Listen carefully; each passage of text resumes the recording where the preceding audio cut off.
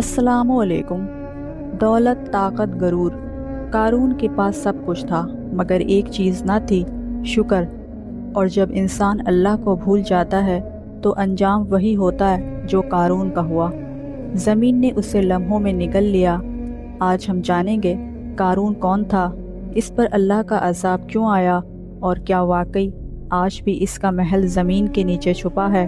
کیا یہی وہ جگہ ہے جہاں قارون کا خزانہ بھی دفن ہے؟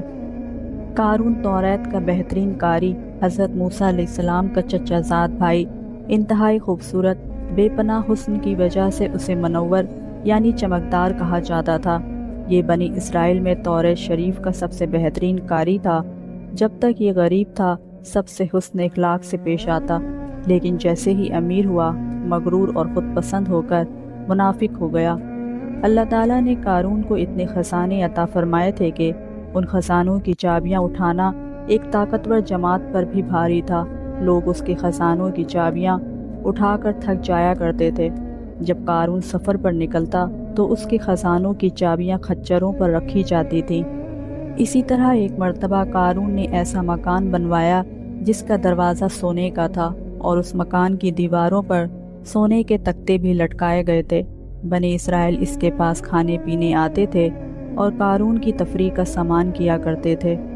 جب زکوٰۃ کا حکم نازل ہوا تو قارون حضرت موسیٰ علیہ السلام کی بارگاہ میں حاضر ہوا اور ان سے طے کیا کہ وہ اپنے تمام مال کا 1000 حصہ زکوٰۃ کے طور پر دیا کرے گا۔ لیکن جب گھر آ کر اس نے حساب لگایا تو اس کے مال کا 1000 حصہ بھی بہت زیادہ بن رہا تھا۔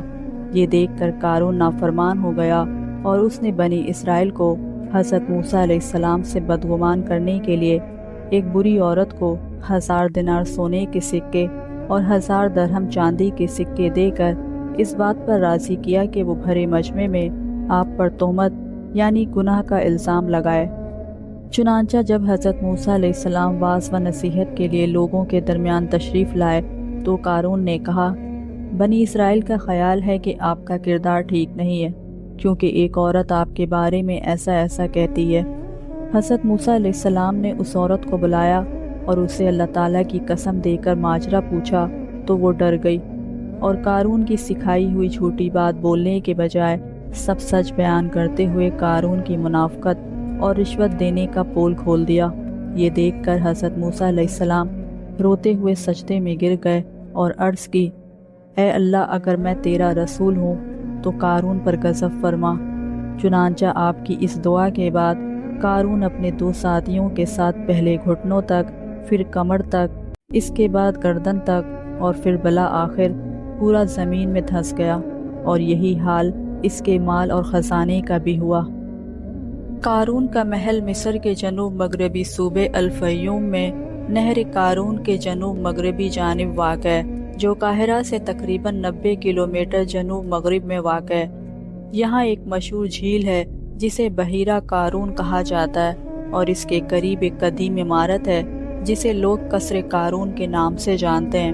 یہ عمارت ہزاروں سال پرانی ہے اور مقامی لوگ مانتے ہیں کہ یہی وہ جگہ ہے جہاں قارون کا خزانہ بھی دفن ہے، اور وہ محل زمین میں دھنس گیا تھا۔